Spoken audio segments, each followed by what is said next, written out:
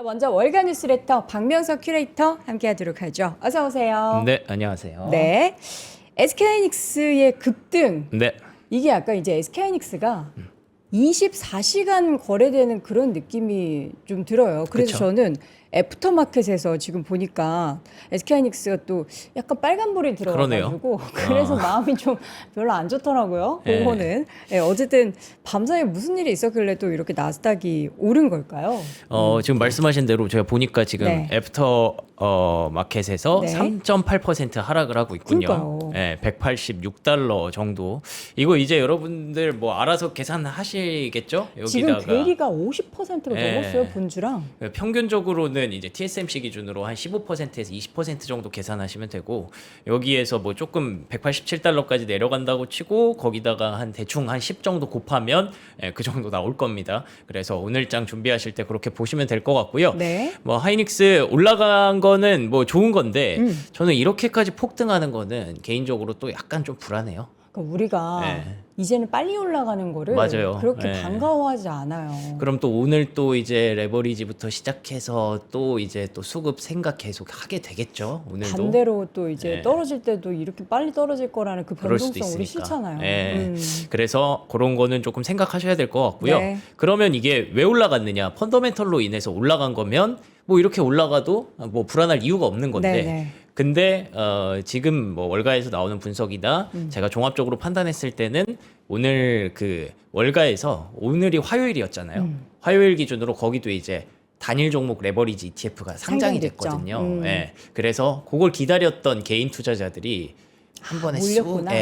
밀고 간 것 같아요. 우리나라 처음 상장한다 막 50% 급등했던 것처럼 예. 요것도 약간 그런 부분이 있었을 수도 있겠네요. 물론 뭐 바클레이즈에서 맞아요. 지금 그것도 목표가 있었어요. 2배도 있긴 했지만 예. 수급 영향도 우리가 무시할 수는 없다. 따지고 보면은 이제 스페이스X 처음 상장했을 때 막 220달러까지 막 치솟았잖아요. 예, 그쵸. 그런 뭔가 이제 개인 투자자들이 되게 목말랐던 그런 놀이터가 또 하나 이렇게 주어진 거죠. 앵커님 부정타계 하지 마. 이 댓글이 있는데 아니 뭐 부정타계가 아니고요, 여러분. 저는 시장이 오른다면 부적이라도 붙이고 싶은 사람입니다. 예. 부적으로? 네, 부정을 부적으로 막고 싶은 그런 사람이에요. 여러분들의 수익을 저는 늘 응원하거든요. 오해하지 마세요. 네. 자, 지금 팩트만 전달드립니다. 애프터마켓에서는 조금 하락을 보이고 있습니다. 네, 그래서 요거 좀 냉정하게 각자 이렇게 판단해서 가져가시면 될 것 같고요. 네. 그거 제외하고 뭐 전반적으로는 하이닉스를 비롯한 이 반도체 섹터에 상당히 우호적인 시황이었습니다. 예, 그래서 결국에는 지난주에 어느 정도 좀 저점을 만들어가는 구간이 시작됐다라고 판단을 했던 게 네. 그렇게 틀렸던 건 아닌 것 같고요. 그 이후에 이 하이닉스의 상장과 그다음에 하이닉스 레버리지 상장과 이런 것들을 기다리는 수급이 지금 약간 좀 대기했다가 한 번에 쏠리고 뭐 이런 현상들이 나타나면서 우리의 어떻게 보면 오버슈팅이나 언더슈팅이 계속 발생하는 그런 구간인 것 같아요. 예, 그래서 지금은 일단 수급 논리로 어느 정도 하이닉스 상장과 관련된 재배치들이 좀 정리가 되고 나서 그때부터 다시 좀 시장에 계산이 들어가고 이성적인 판단이 좀 들어갈 것 같아서 요거는 지금 해프닝이라고 좀 보시면 좋을 것 같고요. 그 이후에 이제 내일부터 ASML, 뭐 TSMC 이제 실적 시즌이 가잖아요. 거기부터 이제 또 다시 마음 잡고 준비하시면 될 것 같습니다. 어쨌든 실적 시즌 들어가기 전에 계속 우리가 막 걱정하고 막 긴장하고 막 이거 진짜 뭐 AI 끝나는 거 아닌가까지 우려를 했었는데 그런 우려는 확실히 좀 넣어놔도 되는, 덮어놔도 되는 그런 시황이 오늘은 만들어졌습니다. 오늘 네. 그래서 어떻게 마감됐는지 한번 볼까요? 좋습니다. 다우지수 강보합으로 마감했고요. 네. 나스닥 지수 0.9% 상승, S&P 500 0.4%, 러셀 2000 0.35% 상승으로 마감을 했습니다. 보시는 것처럼 최근에 계속 우리의 마음을 졸이게 했던 반도체 진짜 뭐 끝난 거 아닌가까지 생각을 했었는데 다 그린라이트를 켰죠. 저는 그리고 여기서 좀 인상적이었던 게 이 하드웨어라고 하잖아요.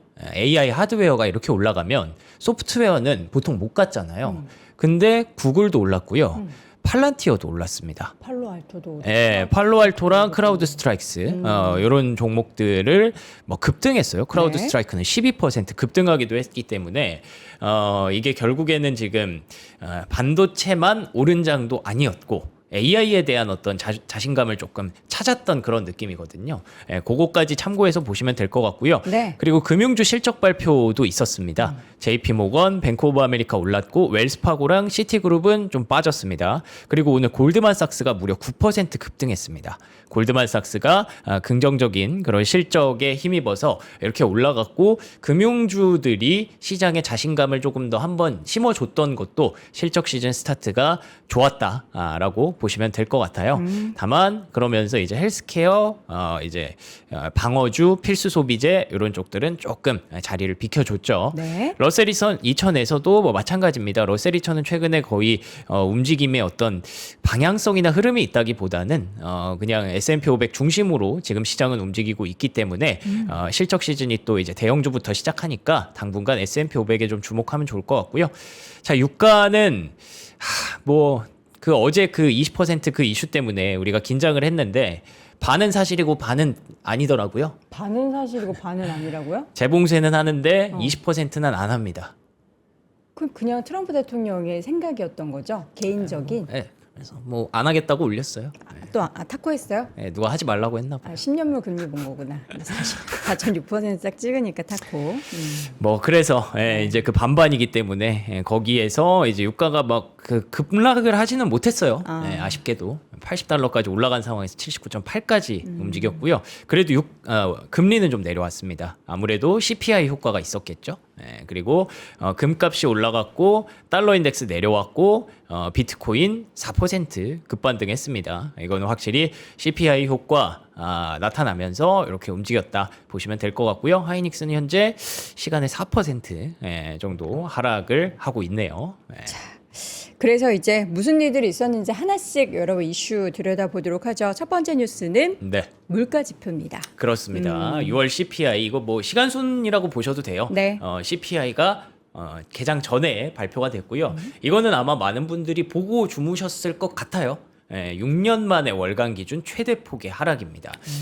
야, 6년 만이라고 하니까 감이 좀 안 오는데 이게 YOY예요? 아니면 MOM으로? 월간, MOM으로.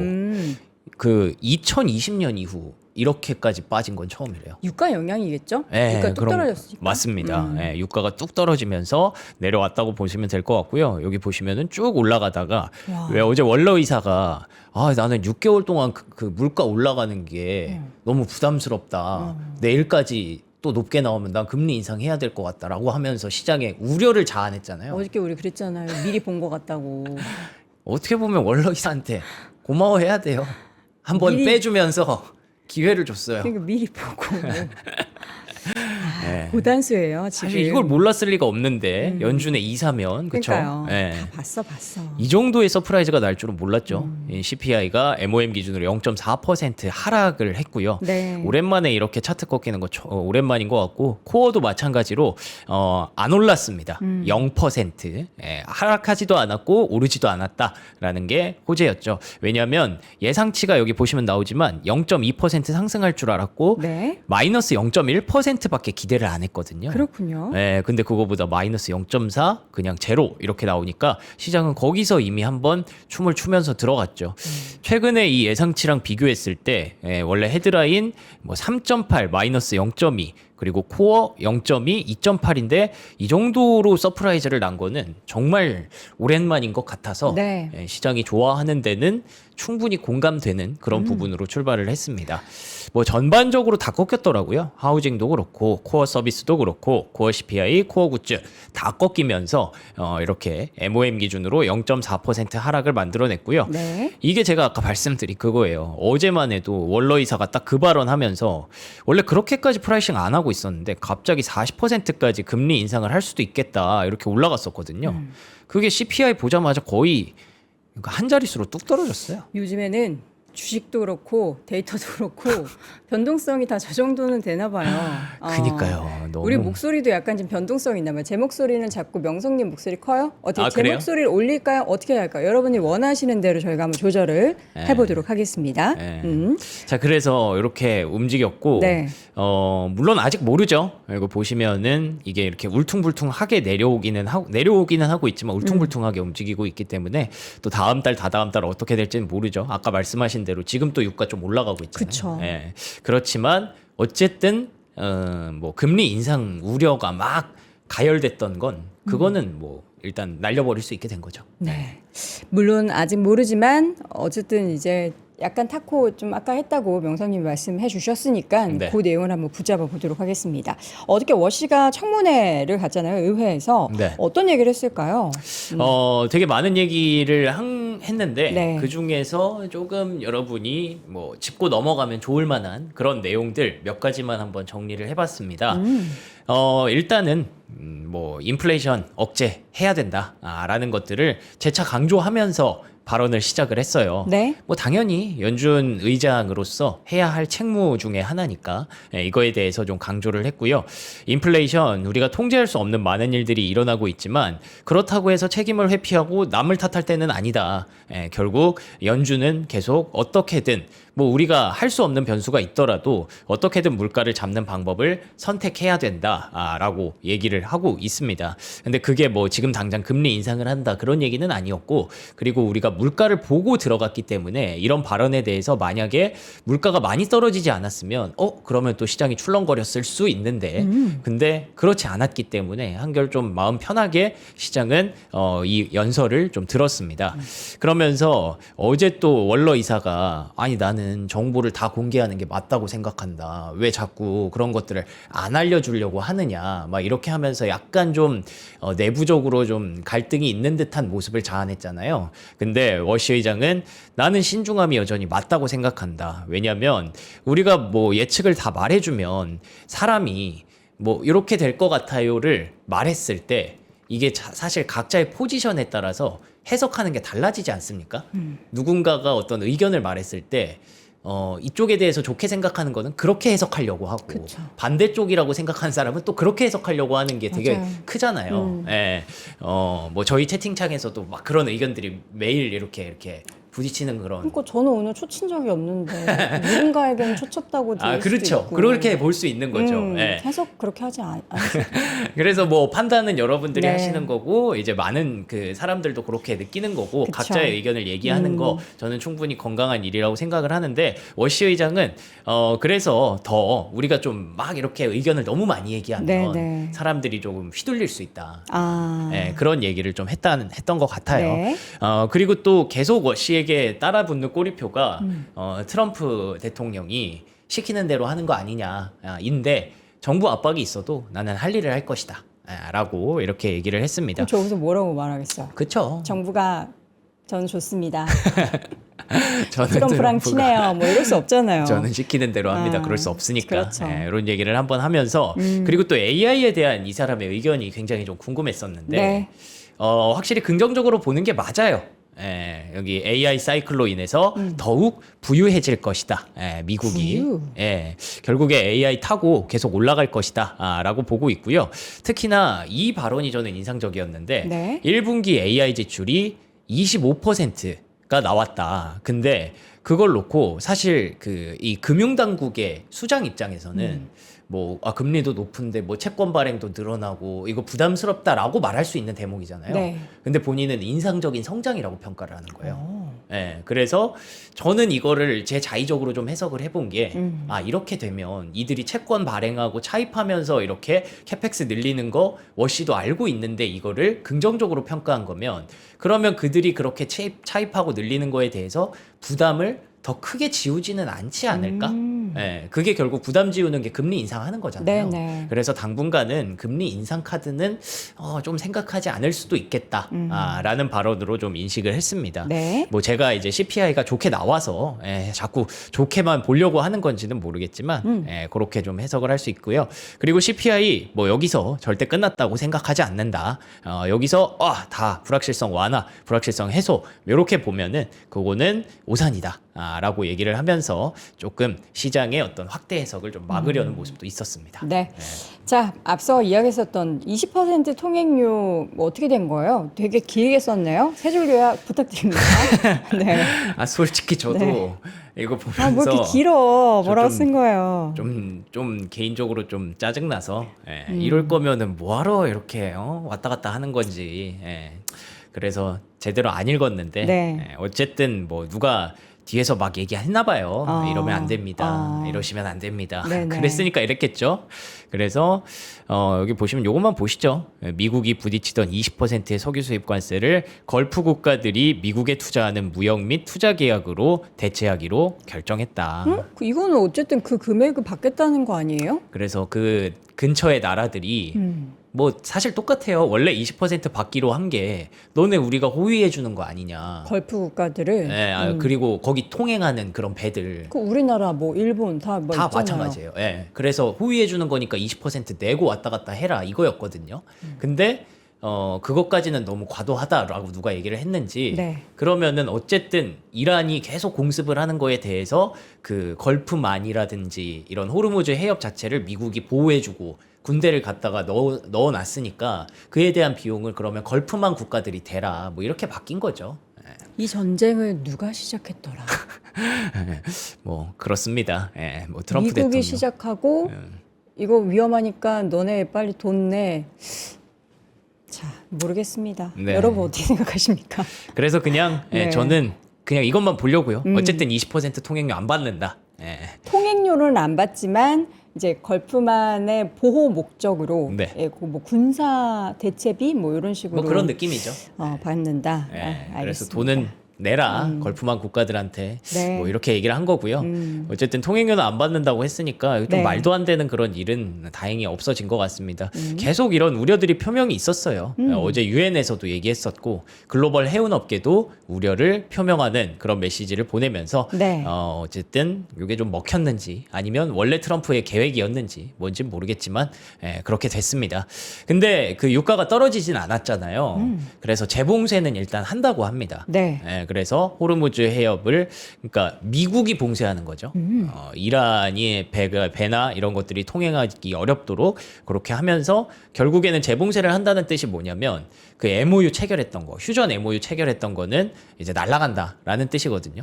그래서 60일간의 새로운 군사적 허용 기간을 확보했다라고 발표했는데, 근데 그러면서 또 이제 미군이 공습도 실시하고 그러면서 또 협상은 가능하다고 생각한다라고 얘기를 하고 네. 이란 외교부에서는 호르무즈 해협에서 우리의 주권을 행사할 것이다라고 밝히면서 양해각선을 완전히 파기했다라는 얘기들이 나오고 그래서 이거는 매번 뭐 전해드리면서도 좀 난처하지만 저는 어떻게 될지 잘 모르겠습니다. 그냥 계속 이런 일이 왔다 갔다 한다라고만 우리는 알면 될 것 같고요. 그래서 이제 그 걸프만 국가들에게 숙제가 던져진 거잖아요. 네. 걸프만 국가들은 어제 아랍에미리트도 뭐 새로 만든다라는 거 말씀드렸는데 네. 뭐 사우디아라비아라든지 아랍에미리트라든지 계속 우회하려는 노력을 가속화하고 있다고 하니까 이게 뭐 당장 되지는 않겠지만 그들도 스트레스를 많이 받겠죠. 그쵸. 그래서 뭔가 이겨내려는 움직임이 하나씩 나오고 있습니다. 네. 알겠습니다. 다음 이슈 보도록 하죠. 이거는 어떤 이슈예요, 이게? AI와 관련해서 네. 우리가 AI에 대한 뭐 우려라든지 이런 것들도 좀 있었고 그치만 그런 건 아니라는 거를 알고 있었지만 우리의 흐름을 자꾸 그 다짐을 자꾸 흔들리게 만들었잖아요, 시장이. 근데 그렇지는 않다라는 걸 한번 정리해 보고 싶어서 네. 그리고 또 마침 AI와 관련된 뉴스들이 되게 많이 나왔어요. 그래서 한번 읽어보면 좋을 것 같아서 가져와 봤고요. 하사비스라는 사람이 이제 구글 딥마인드의 CEO죠. 그래서 인공지능 부문 책임자라고 보시면 되는데 이 사람이 미국 주도의 AI 표준화 기구가 필요하다라고 얘기를 했다라는 거예요. 왜 저번에 G7 열렸을 때 AI 수장들이 다 같이 갔었잖아요. 근데 거기서 미국이 주도하는 그런 기구가 설립이 필요할 정도로 이거 굉장히 중요한 AI도 미국의 국가 자산이 돼야 된다라는 네. 얘기를 계속 하는 거죠. 왜 요즘 미국에서 그게 되게 핫한 이슈잖아요. 오픈 AI가 우리 거 지분 가져가 라고 정부한테. 하면서 그래서 정부의 투자가 필요하고 정부가 미국의 AI 기술을 보호해야 하고 뭔가 이런 논리가 좀 진행되고 있거든요. 근데 그게 여론을 보면은 꽤나 많은 사람들이 찬성한다고 그렇게 하더라고요. 해야 한다. 네. 오. 그래서 하사비스도 이런 걸 얘기하는 게 결국에는 타겟이 그거죠. 중국이 세게 치고 올라오니까. 그래서 그런 것들을 좀 어떻게 좀 정부가 나서서 좀 관리를 해줘야 된다라는 거고 마침 또 딥시크 IPO가 준비 중이라고 합니다. 그만큼 딥시크가 많이 성장을 한 거죠. 중국에서. 그래서 연내 IPO 신청 전망 이런 것들이 나오면서 계속 어떻게 보면은 AI 군비 경쟁, AI 암스 레이스라고 하잖아요. 이런 것들이 아마 계속 지속될 가능성이 높다라고 우리는 봐야 될 것 같습니다. 네. 그와 동시에 AI에 좀 소극적이었던 애플, 지난번에 한번 잠깐 나왔던 뉴스인데 프리즘 ML이라는 기업의 기술을 계속 평가하면서 여기를 좀 인수해볼까 말까 계속 만지작거리는 것 같아요. 근데 여기가 이제 메모리 사용량을 좀 줄일 수 있는 기술력을 갖고 있다고 합니다. 근데 이게 뭐 만약에 시장 안 좋았을 때 나왔으면 또 뭐 악재니 뭐니 뭐 애플 탓하고 막 그랬을 텐데 오늘은 분위기 좋았기 때문에 이거에 대해서 뭐 크게 신경 쓰지는 않고 그냥 애플이 AI에 결국 투자를 하는구나. 이렇게 시장에서는 판단을 하고 있고요. 네. 다만 뭐 이런 생각은 계속 드는 거죠. 토큰 가격이 계속 올라가고 있기 때문에 그쵸. 이러면은 중국은 이런 것들을 계속 되게 저렴하게 밀어내고 있기 때문에 그에 대해서 만약에 미국이 좀 밀리면 어떡하지? 이런 우려도 시장에서는 좀 나타나고 있고요. 심지어 어제 뉴욕주에서는 신규 데이터 센터를 1년 동안 금지하기로 했다고 합니다. 그 정도로 이제 미국에서 어떻게 보면 우리가 어렸을 때 배운 그 님비 현상 같은 거죠. 아, 우리 내 마당에 짓지 말아라 네, 이건데 네. 이유가 뭐예요? 금지한 이유가? 뭐 부담스럽고 이제 물가도 높아지고 여기 치솟는 전기요금, 전력. 이런 것들이 있으니까 아니 이러면은 그럼 또 어떡하지? 고민을 할 수도 있는 원래 거죠. 뉴욕주에 뭐 데이터 센터를 새로 건설을 하려던 기업들 뭐 이런 리스트 혹시 있으면은 네, 지난번에 아마 메타였나? 거기가 이제 확대한다고 했던 게 뉴욕주일걸요. 아마? 뉴욕주예요? 예. 그래서 이런 움직임이 계속 미국에서 나오고 있대요. 근데 뭐 그러면은 뭐 미국 땅 넓은데 조용한 데다가 또 다른 하겠죠. 데 가서? 그래서 뭐 일단은 이런 고민들도 계속 있는 거니까 계속 이런 뉴스 플로우가 진행될 때마다 우리는 고민을 하게 되잖아요. 그래서 미국도 사실 따지고 보면은 AI가 뭐 버블이니 뭐니 이런 변동성에 대해서도 계속 나타나고 있는 건 사실입니다. 이게 어떤 의미냐면 SMH랑 IGV거든요. 요게 그러니까 반도체 AI 하드웨어고 네. AI 소프트웨어 ETF예요. 근데 그 종목들이 오르든 내리든 4% 이상의 등락을 보였던 날이 올해가 역대급인 거예요. 와, 저 데이터 여러분 혹시 보실 수 있는 분들 이 차트 한번 보세요. 30일 넘게 있었던 우리가 거예요. 이 변동성에서 지금 살고 있는 거잖아요. 맞아요. 예. 온전한 정신을 갖기가 되게 힘들어요. 지금 요새 정신과 상담 그 사례가 엄청 많이 늘었대요. 이것 때문에 시장 주식 하다가 와. 너무 변동성에 그 그럴만하죠, 스트레스에 진짜. 예. 힘들어서 정신과 상담을 받는 분들이 늘었대요. 저 요즘 클래식 들어요. 저는 요새 그런 거예요. 이렇게 눈 감고 심호흡하면서 지금 이거를 어떻게 지금 타개해야 그래요. 되나 뭐 이런 시간을 좀 다들 가져. 그 명상이라는 네. 단어가 또 생각이 안 나네요. 이런 이제 부작용들이 있습니다, 여러분. 네. 근데 진짜 내가 얼마나 큰 변동성을 지금 그렇죠. 감내하고 있는지를 보시면 여러분 진짜 대단하신 겁니다. 그래서 이제 미국에서도 뭐 미국이 잘 버티고 있다 표면적으로는 그렇게 보이지만 내부에서는 하드웨어 갔다가 소프트웨어 갔다가 네. 계속 이렇게 왔다 갔다 하니까 사실 감잡기 어렵거든요. 그래서 어디에 비중을 좀 더 높여 잡아야 할지가 미국 시장에서는 가장 큰 숙제예요. 네. 근데 지금은 여전히 하드웨어 비중이 좀 높으신 분들이 많고 소프트웨어 쪽으로 언제 어떻게 좀 비중을 늘려야 하나 이게 사실 하반기에 가장 큰 숙제거든요. 그래서 그런 것 때문에 이제 변동성은 나타나는데 결국 따지고 보면 이것 또한 AI가 가는 길에서 가져가는 거잖아요. 네. 하드웨어냐 소프트웨어냐. 그렇기 때문에 AI가 뭐 무너진다 이런 거는 아직까지 크게 신경 쓰지는 않고 AI를 어떻게 투자할까에 대한 고민이라서 그 방향성은 그대로 가져가시면 될 것 같습니다. 네. 그래서 지금 위험 선호 심리도 뭐 역사적 수준이니까 이렇게 변동성이 나타나고 있다라고 보시면 될 것 같고요. 결국에는 손정희 회장이 어제 또 한마디를 했어요. AI가 버블이냐는 바보 같은 질문 좀 그만. 요건 제 자의적인 해석이 좀 들어갔는데 어쨌든 풀리시 퀘스천이라고 하긴 했어요. 바보 같은 질문이다 라고 얘기를 하고 있기 때문에 AI에 대한 방향성 자체는 우리가 계속 가져가도 틀리지 않을 것 같습니다. 네. 네. 자, 우리 SK하이닉스 ADR 종목의 급등 얘기부터 한번. 이 빈칸이 나와버렸네. 예, 저는 그래서 수수께끼라 그래서 이렇게 긁으면 뭐 나오는 건 줄 알았어요. 그러니까 여기다 제가 원래 차트를 넣으려고 했거든요. 그러니까 착한 사람만 보이는 거잖아요. 긁으면 이거 로또처럼 이렇게 긁으면 나오는 거 아니에요? 아니에요. 자, 그래서 얼마나 어저께 올랐나 봤더니 27%. 맞습니다. 네. 그래서 이걸로 그냥 대체해서 보면 될 것 네. 같고요. 27.3% 급등을 하고 그러니까요. 했고 그리고 지금 뭐 낙폭 대폭도 줄였네요. 2.8% 예, 하락. 애프터마켓. $188. 이게 처음 출발할 때부터 11%, 9% 그러면서 출발을 했어요. 급상승해서. 예. 근데 또 흥미로운 건 이럴 때 다 같이 반도체가 올라간 게 아니라 얘가 더 독보적으로 올라갔다는 거죠. 먼저. 예, 메모리 반도체 특히나 뭐 마이크론도 한 5% 상승 출발하다가 더 가도 되나? 더 가도 되나? 하면서 한 4%쯤으로 아마 마감이 됐을 거예요. 4.9%. 같이 올라간 게 아니라 얘만 같다는 사실이 중요해요. 그러니까 뭔가 SK하이닉스 ADR 관련해서 집중됐었던 이슈, 뭐 투자 의견, 목표가 상향, 그다음에 수급 요 네. 두 가지가 가장 큰 거죠. 맞아요.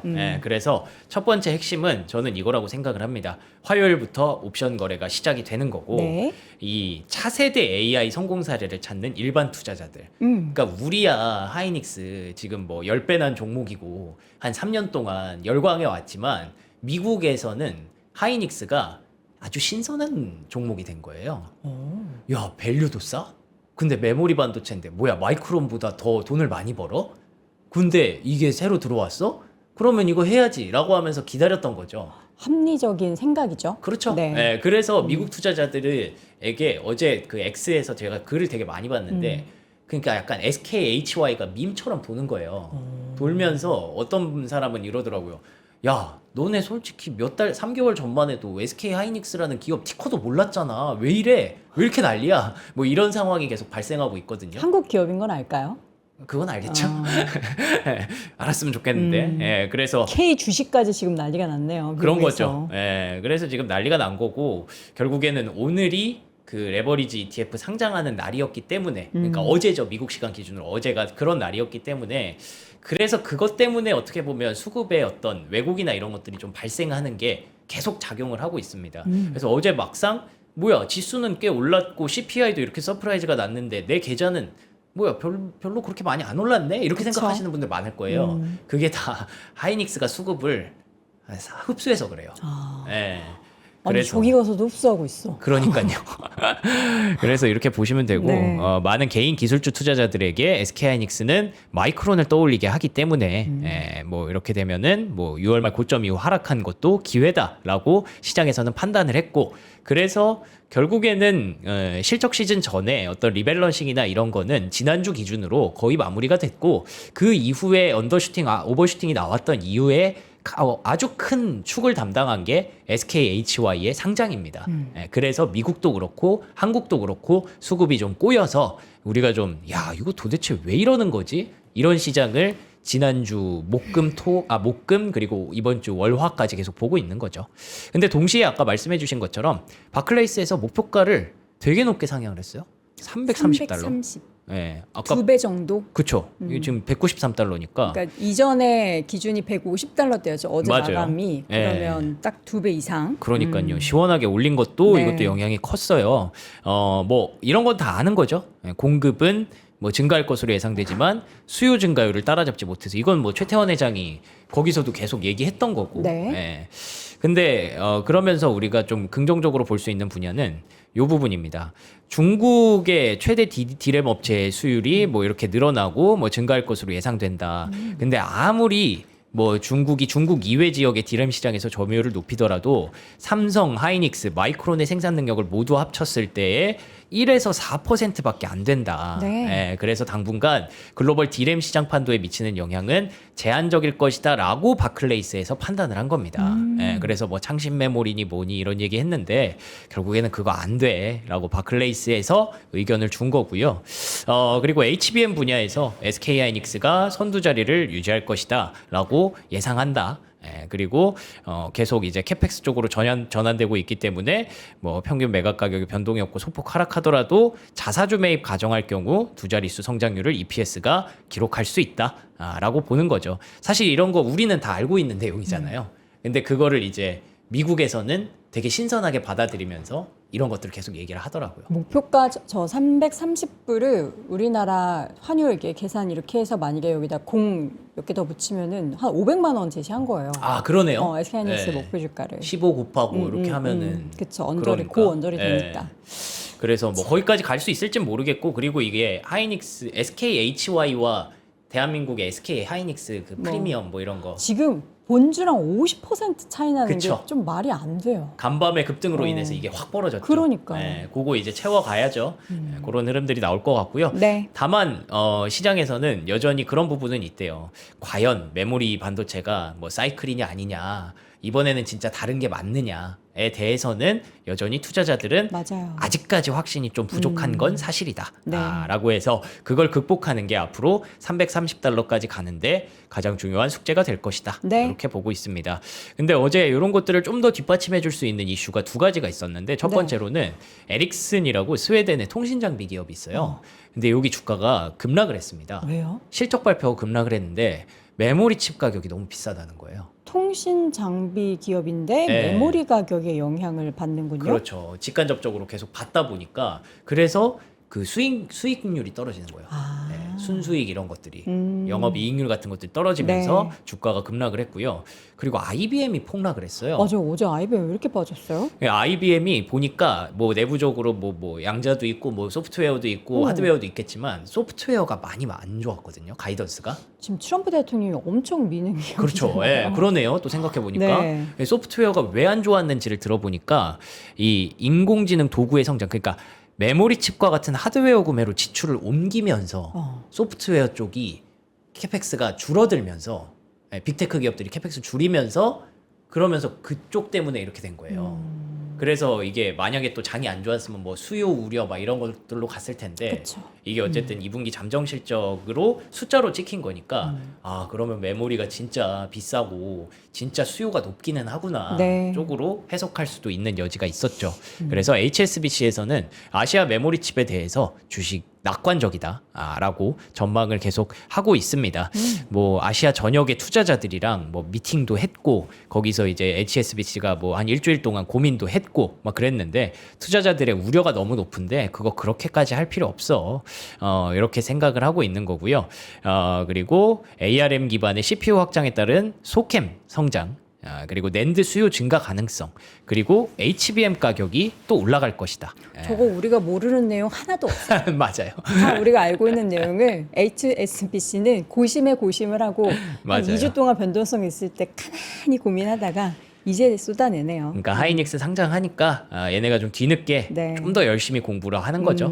그래서 이렇게 얘기를 하고 또 그리고 주주 수익률 개선 요거를 다 같이 얘기하네요. HSBC도 그렇고 네. 아까 바클레이스도 그렇고 그래서 요것도 긍정적이라고 보고 있고 어쨌든 하이닉스가 탑픽이었어요. 하이닉스가 탑픽이고 두 번째가 삼성전자였는데 삼성전기 코멘트도 여기 들어가 있어요. 그러네요. 네, 삼성전기에 대한 관심이 높아지고 있고 FC, BGA 기판, AI 서버, MLCC 이런 것들 다 보고 있어서 결국에는 뭐 이렇게 긍정적으로 보는 관점들이 늘어나기 시작했습니다. 다시. 또 이제 급등하면 또 부정적인 얘기 나오고 그렇죠. 급락하면 예, 긍정적인 얘기 나오고 네. 참 널뛰기 같은 시장 안에서 널뛰기 같은 분석들이 지금 우왕좌왕 나오고 있습니다. 네. 자, JP모건이 사상 최대 분기 순이익을 달성했어요. 뭐 네. 여러모로 뭐 스페이스X 수혜도 받았고 했죠. 네. 그 얘기 잠깐 하기 전에 이것도 하나 중요한 뉴스라서 하나만 전해드리면 아, ARM 네. 아몬팅스 이거 어떻게 된 거야? 나 이거 내가 이거 399달러에 산 게 내가 맞네. 한 주 사고 계시죠? 조금 더 샀어요. 빠지게. 그렇구나. HSBC에서 막 아까 분석을 했잖아요. 뭐 ARM 기반의 CPU, 뭐 호재, 뭐 근데 네. 막상 여기 ARM이 그 이런 쇼티지 때문에 네. 상류 주조 공장의 병목 현상, 그러니까 메모리 쇼티지나 이런 것들 때문에 아. 얘네가 잘 만드는데 당분간은 좀 보유로 바꿔야 될 것 같아라고 했고 목표가는 또 상향했습니다. 상향한 게 근데 315달러네요. 네. 그동안 좀 낮게 보고 있었고 네, 그리고 투자 의견을 좀 내리다 보니까 다 갔는데 얘만 못 갔어요. 반도체가. 그러게요. 네, 그래서 이게 좀 아쉬웠고 그리고 요것도 있습니다. 엔비디아 H200 칩의 중국 수출이 다시 시작됐어요. 진짜로. 확인이 됐어요. 그래요? 예. 근데 요게 아직은 극히 소량에 불과하다고 합니다. 몇 개나 했으려나? 그래서 뭐 중국에서도 그 핵심 몇 개 있었잖아요. 뭐 알리바바, 텐센트 이런 네. 데한테만 준다 그랬었는데 그게 실제로 나갔다고 하더라고요.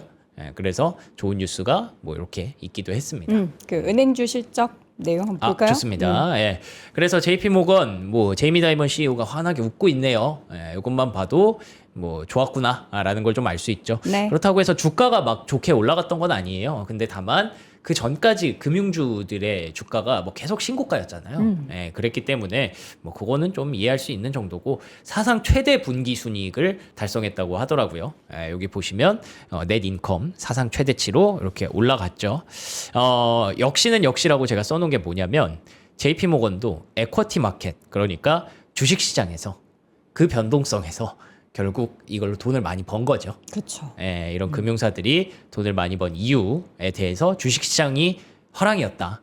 계속 사람들이 거래를 끊임없이 했다. 내리던 오르던 예, 변동성이 맞아요. 있던. 예, 그래서 돈을 벌었다라는 게 중요하고요.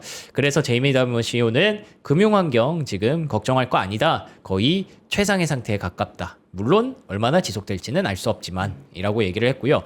또 흥미로웠던 얘기가 저는 이거였어요. AI의 궁극적인 수익은 고객에게 돌아갈 것이다. 그러니까 JP 모건도 AI 투자를 되게 많이 하고 있잖아요. 예, 뭐 인재도 막 영입하고 있고. 네네. 너네 이런 쪽으로 그렇게까지 돈을 쓸 필요가 있어? 라고 이렇게 얘기를 하는데 근데 이게 살아남고 돌아가려면 결국 우리 고객들한테 다 도움되는 일이니까 걱정하지 마세요. 예, 그러면서 자사주 매입하는 것도 사실은 뭐 돌려주는 일이지만 동시에 기업에 투자하는 일입니다. 네. 예, 이런 식으로 좋은 메시지를 많이 남겼다라고 보시면 되겠습니다. 골드만삭스. 예. 그래서 요 골드만삭스와 뱅크 오브 아메리카 금융주들의 실적이 일제히 발표가 됐고요. 네. 다 보시면 그린라이트예요. 예, 근데 이렇게 웰스파고, 시티그룹까지 다 그린라이트인데 왜 이렇게 두 개 나눴냐면 네. 요 두 개는 골드만삭스랑 뱅크 오브 아메리카는 올랐고요. 웰스파고랑 시티그룹은 떨어졌습니다. 주가가. 왜요? 그 결정적인 차이가 여기에서 오는 거예요. 골드만삭스가 AI 자본 조달 수요가 엄청나다라고 네. 얘기를 했고 뱅크 오브 아메리카에서도 야 주식을 그 증권 쪽에서 우리가 수익이 좋았다. 네. 그러니까 증권 쪽이 강한 JP 모건, 골드만삭스, 뱅크 오브 아메리카가 좋았던 거예요. 근데 반대로 시티그룹이랑 웰스파고는 그런 건 아니잖아요. 그래서 시티그룹이 주식 부문 우리가 열심히 해보려고 했는데 확실히 다른 앞서 나간 업체들에 비해서 조금 아쉽더라. 네. 예, 그런 부분을 얘기하면서 결국에는 주식 시장의 어떤 호황과 거래의 어떤 그런 모습들이 이 등락을 가르는데 역할을 좀 했다라고 보시면 될 것 같고요. 내일은 모건 스탠리, 존슨앤존슨, 블랙록 그리고 결정적으로 ASM의 실적이 또 발표가 됩니다. 요거까지는 여러분들이 내일 주무시기 전에 보실 수 있는 시간이 될 테니까 네. 요거 보고 딱 주무시면 될 것 같습니다. 네. 애플의 아이폰 가격 인상 전에 사라. 이거 살 수 있어요? 애플도 네. 신고가를 어제 경신했잖아요. 네. 그러고 나니까 또 이래저래 분석들이 좀 나오더라고요. 모건 스탠리에서는 애플의 아이폰 가격이 올라갈 거니까 그러니까 애플 주식을 사라는 거예요. 주식을 사라? 네. 기기 사라는 게 아니라? 네, 그래서 왜 그러냐면 이 수요가 비탄력적이고 그러니까 가격 인상을 해도 어차피 산다. 소비자들이 쉽게 포기하지 않는 제품이다. 라는 거. 그렇게 되면은 아마 이익률이 좋아질 것이다. 라고 이렇게 얘기를 하는 거고요. 결국에는 애플이 그렇게 뭐 메모리 반도체 비싸다라고 얘기한 게 결국에는 가격 인상을 하기 위한 포석이라고 볼 수가 있는 거죠. 네. 우리가 올리고 싶어서 올리는 게 아니에요. 이런 것들을 또 이제 고객들은 알아줄 테니까. 그래서 모건 스탠리는 주식에 집중하자라는 거였고요. 그리고 두 번째로는 루시드가 파산보호 신청을 한다라는 얘기가 그러게요. 나오면서 그럼 주가가 폭락을 했었어요. 근데 중간에 조금 말아 올렸거든요. 네. 루시드가 완전히 사실 무근이다라고 아니라고 얘기는 해줬어요. 그래서 논란은 있겠지만 어쨌든 전기차에 굉장히 기대를 받았던 한 축이잖아요. 거기가 만약에 파산으로 가게 되면 조금 부담스러운 이슈가 좀 되겠죠. 그러게요. 그리고 마지막으로는 뭐 퓨얼셀 에너지, 연료전지 쪽을 담당하고 있는 퓨얼셀 에너지에 대해서 UBS가 투자 의견을 상향한 것도 뭐 참고로 이렇게 보시면 좋을 것 같아서 네. 여기까지 정리를 하도록 하겠습니다. 알겠습니다. 여러분 이제 이번 주 금요일이 우리나라가 휴장이에요. 알고 계시죠? 제헌절이기 때문에 하루 쉬는데 그날 이제 아쉽게도 월스트리트 모닝 브리핑은 하루 쉽니다. 하루 쉬는데 그 아쉬움을 덜어주기 위해서 한 남자가 여러분 희생을 하게 됐습니다. 한 남자가 있어. 자, 새벽 6시에 우리 원래는 뭐야, 이제 사진. 밤에 10시에 월간 퀴샷을 하죠. 맞아요. 그것도 이제 목요일 밤에 하고 네. 그다음에 새벽 6시에 또 이제 홀로 네. 또박또박 여의도로 와서 월가 퀵샷을 준비하고 있다면서요. 예, 월가 퀵샷. 근데 여러분들 아셔야 될 게 3프로 TV에서 보실 수 있는 게 아니라 3프로 TV 저희 앱이 있어요. 아직 어플리케이션 다운로드 안 받으신 분들은 3프로 앱을 다운로드 받으시면 그날 그 메인 화면에 월가 퀵샷이라고 새벽 6시부터 번쩍번쩍 하고 있을 그렇구나. 거예요. 몰랐어요? 예, 어떻게 연결이 되는지 몰랐어요. 아, 그래요? 제가 지금은 제가 알려드리겠습니다. 이제 제 구독 서비스에다가 그 일부 공개 링크를 올려서 그러니까 그거 이게 타고 들어오시는데 원래는 월가 퀵샷이 네. 그 구독 서비스 가입한 분들만 맞아요. 하실 수 있는 건데 네. 이제 저희가 그날 하루는 여돈이 노니까 여돈이 쉽니다. 여러분 이해해 주세요. 여돈은 그날 쉬고 3프로TV 앱에서 그래서 월가 퀵샷 전날은 그러면은 월가 퀵샷 안에서 좀 새로운 컨텐츠를 같이 좀 보여주는 날이 되겠네요. 뭐 1시간 동안 한다고 하시더라고요. 예. 본인이 하는 거예요, 명선님. 한다고 하시더라고요. 1시간 동안 계획이 잡혀 있다고 하시더라고요. 네, 예, 그래서 1시간 동안 1시간 동안 네, 뭐 좋은 지금처럼 컨텐츠로. 이렇게 똑같이 월모브 정리하듯이 정리를 하면서 지금은 제가 이제 40분 동안 하는 거지만 네, 1시간의 네. 시간이 주어졌으니까 뭐 이래저래 여러분들이랑 소통도 하고 네. 예, 제가 월가 킥샷 원래 밤에 라이브 할 때 아. 이런저런 질문도 받고 뭐 개인적인 얘기도 하고 네네. 뭐 이러면서 시간 보내거든요. 예, 그래서 그런 시간으로 소통 방송 한번 1시간 열심히 한번 해보도록 하겠습니다. 저는 여러분 하루만 주세요 저에게 휴가를. 예, 제가 뭐 6년 꽉 채워서 하루 딱 빼놓고 쭉 방송했잖아요. 그러니까 그날 하루만 쉬도록 하겠고요. 월가 퀵샷을 통해서 여러분들 우리 박명석 큐레이터와 함께 해주시면 너무나 좋겠습니다. 저희 잠시 후에 김효진 박사님 모실 텐데요. 그 전에 저희가 원기 회복을 위해서 오늘이 여러분 초복이라고 합니다. 아셨어요? 저 몰랐어요. 요거 삼계탕 나와가지고 왜 나왔을까 생각했는데 오늘이 초복, 중복, 말복 중에 제일 잘 챙겨 먹어야 되는 초복입니다. 그래서 통다리 삼계탕을 준비를 했습니다. 37,800원에 총 12인분. 이거 그럼 1인분에 3,150원밖에 안 하는 거예요. 실온 보관이 가능하다라고 하고 1인분에 3,000원이요? 그렇습니다. 냉장 보관 안 하셔도 돼요. 닭다리살 좀 봐요. 얼마나 맛있어요. 예? 지금 여기 이제 참기름 살짝 얹어서 저거 이제 그 뭐죠? 누룽지 딱 넣어가지고 아니면 면 딱 살이 넣어가지고 먹으면 얼마나 맛있게요. 자, 여러분들 요거 맛있게 보글보글 끓여 두시고 우리 시장의 원기 회복을 기원하면서 다 기운 있는 삼계탕을 준비를 했습니다. 저도 이제 또 소리내서 먹을 수 없으니까 근데 이게 국물이라도. 닭다리살 삼계탕이라고 돼 있는 게 닭다리만 넣어주나 봐요. 그런 것들 우리가 보통 이제 뭐 안에 다양한 부위들이 들어가기도 하고 하는데 닭다리가 두툼하게 들어가요. 지금 일반 닭다리 아니고요. 통닭다리. 오. 통통한 통닭다리. 지금 사진 보이시죠? 통통한 살코기들. 전 개인적으로 닭다리 되게 좋아해요. 그래서 저도요. 닭다리 먹을 때 그 살 쓱쓱 그냥 보이잖아요. 그러니까 닭다리 아니면 닭 가슴살 그렇게 살 많은 부위를 되게 좋아하는데 여러분들도 요거 드시고 원기 회복하시라고 저희가 준비를 했고요. 그리고 또 하나 더 제품을 오늘 바지 하나 준비했어요. 그동안 저희가 상의만 많이 보여드렸는데 오늘은 바지 2벌을 세트로 준비했습니다. 맥케이슨이라는 브랜드의 팬츠 2벌 속건 기능성 소재로 만들어져서 어머 그 약간 진 같아요. 오 하얀색 보여드릴게요. 이거 이쁘다. 이거 골프웨어로도 너무 좋겠는데요? 골프 치실 때도 입으시면 되게 좋을 것 같아요. 뒤에 그리고 밴딩으로 되어 있어서 굉장히 편하고 이게 보니까 스트레치도 있네. 스트레치도 살짝 들어가 있고 앞에 이제 아이보리 같은 경우에는 베이지로 이렇게 스티치가 들어가서 굉장히 고급스러워요. 지금 약간 화면에는 잘 안 보이실 텐데 영상 아래 링크 통해서 보시면은 자세히 보실 거예요. 약간 후들후들해요. 그래서 되게 시원하게 입으실 수 있고 실제로 기능성 원단으로 만들어져서 굉장히 또 빠르게 땀을 배출할 수 있는 땀을 배출하는 게 아니죠. 땀을 흡수해서 쫙 이렇게 날려버릴 수 있는 그런 소재라고 합니다. 여기 핫딜가로 준비했고요. 블랙, 인디고 블루 남성 그리고 여성은 아이보리, 인디고 블루 이렇게 두 가지 구성으로 준비를 했고 피부에 붙지 않기 때문에 왜 여름에 막 이렇게 들러붙으면 너무 싫잖아요. 피부에 들러붙지 않기 때문에 굉장히 좋다. 한 벌당 2만 원대입니다. 23,500원대라고 생각하시면 될 것 같아요. 47,000원에 두 벌 준비했으니까요. 가볍고 시원한 데님 라이크, 데님 비슷한 거라고 하는 거예요. 데님 라이크 팬츠 1+1으로 함께 가져가시기 바랍니다. 원기 회복 여러분 꼭 하세요. 네, 응원하도록 하겠습니다. 자, 지금까지 월가 뉴스레터 박명석 큐레이터와 함께 했고요. 잠시 후에는 김효진 박사님 모셔보도록 하겠습니다. 고맙습니다. 고맙습니다.